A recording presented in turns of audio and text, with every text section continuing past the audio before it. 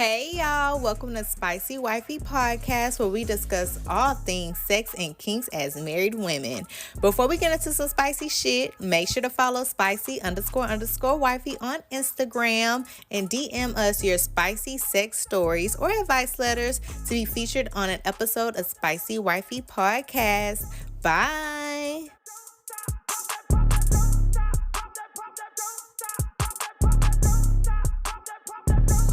Hey y'all. All right, so this topic, y'all, this topic was so much fun because I joined, okay, y'all know, if you follow me on Instagram, I won a toy from, I always like mess up their name. So while I'm talking about it, let me pull it up. A little backstory. Belzaco, Belza Boutique. But anyways, it's a sex store company that sell like a whole bunch of like sex toys and things, vibrators and stuff that's always like having really, really good sales. So anyways, long story short, they have a community that I had joined. It's like a anonymous, it's like a group full of women that you can join, and you send them the link, but they only do it like a certain amount of time. So if you see them on their story, you obviously got to interact with them, but they'll be like, oh, we are now adding more members to our group. Here's the link, and you have to get verified for it. It's like a 3-minute verification thing, and I joined it because I was like, oh my God, this is what I want to have in the future for my spicy wifeys.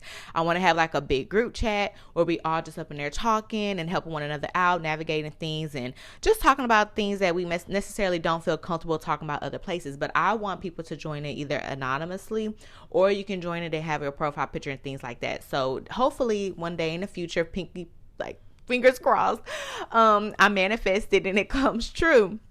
But until then, I do be in the group, and I do be interacting with a whole bunch of women in there that talk about different things. So I put up on the title, let me pull up. So I put up Kinky Married Women as the title, right?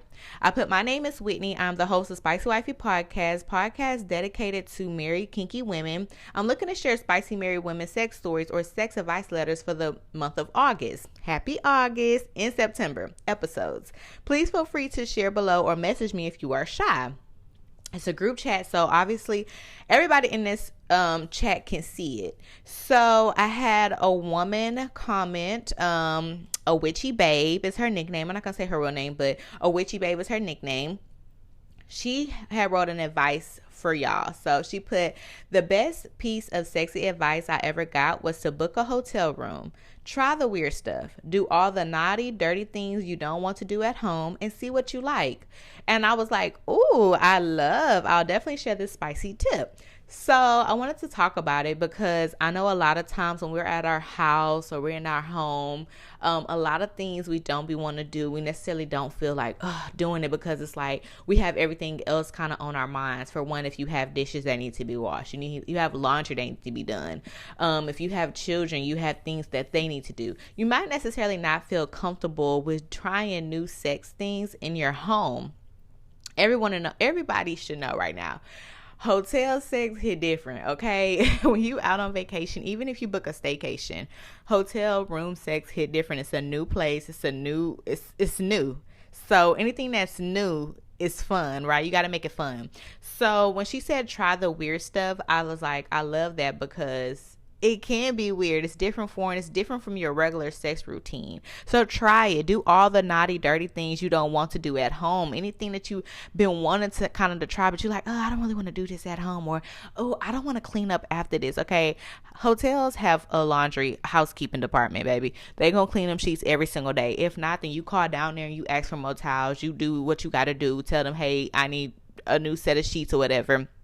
You are constantly getting, you don't have to worry about the cleaning or due diligence like you would if you at home. So I was like, thank you, witchy babe. I love this tip. I hope this helps someone because this is a sexy advice that married kinky women need. We need to have this. We need to talk about it. So I had another lady, I'm just going to use her initials, CR.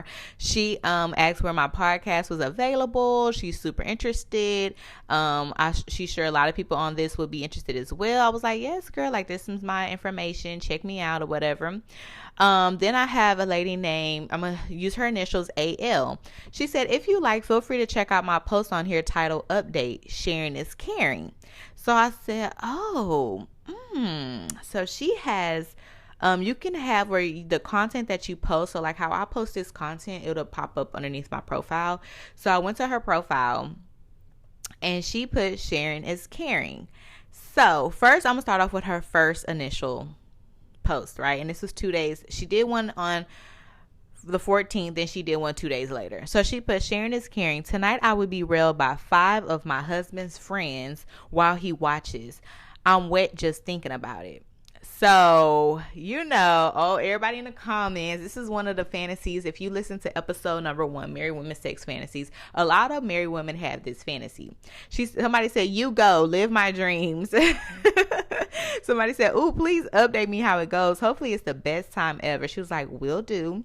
Have fun waiting for updates. Can't wait to hear all about it. Amazing. That's a dream come true. And she put come CUM. I hope everything went well. Somebody else commented. So she was like, update, sharing is caring. Y'all, this is so good. This is not one of my fantasies, but I know some women that do have this fantasy, and it's so like juicy. So let me read it to y'all. And I'm not going to use my sex voice like I do on Spicy Bedroom Shit segment, which I haven't did that segment in a long time. I need to do it. But anyways, update, sharing is caring. Holy fucking God. That was hands down the most incredible night I have had in my entire life. My husband and I both agree it tops our wedding. So not to brag, but she put in parentheses, but also bragging with the little smirk face, smirk emoji.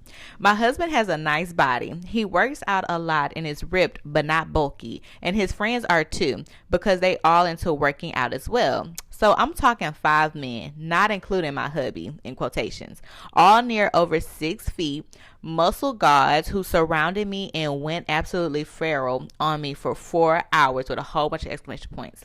I was flipped, fucked, slapped, choked, hung upside down, tied up, whipped, you name it. It happened and my husband watched the whole thing. My husband also discovered he has a new kink, which I'm not mad at. We all enjoyed ourselves so much. We all agreed to do it again in the near future. Y'all, she got a whole bunch of comments and everything. So somebody said, woo, glad you had fun and then went for it. And somebody put, I'm incredibly jealous, but also so happy for you. Somebody said, I was about to write the same comment. I second that. Like, they agree. I was about to write the same fucking comment. This sounds like a dream. Woo. Yay. So glad it was a good experience. You go, girl. Thank you. 10 out of 10 would recommend. If you ever have the opportunity, take it. Currently living vicariously through you. Oh my God. Why am I sweating reading this? Okay. Now I need to know the new kink. He discovered he likes to rub his cock and the other guys come and then fuck me with it. He discovered he likes rub his cock and the other guys come and then fuck me with it. Oh, wow. Wow. Love this for you. Sounds amazing. Thank you. It's beyond words. Incredible. So jelly. Somebody put, yes. Somebody put a whole bunch of hearts. So, yes, y'all, these are from other married women.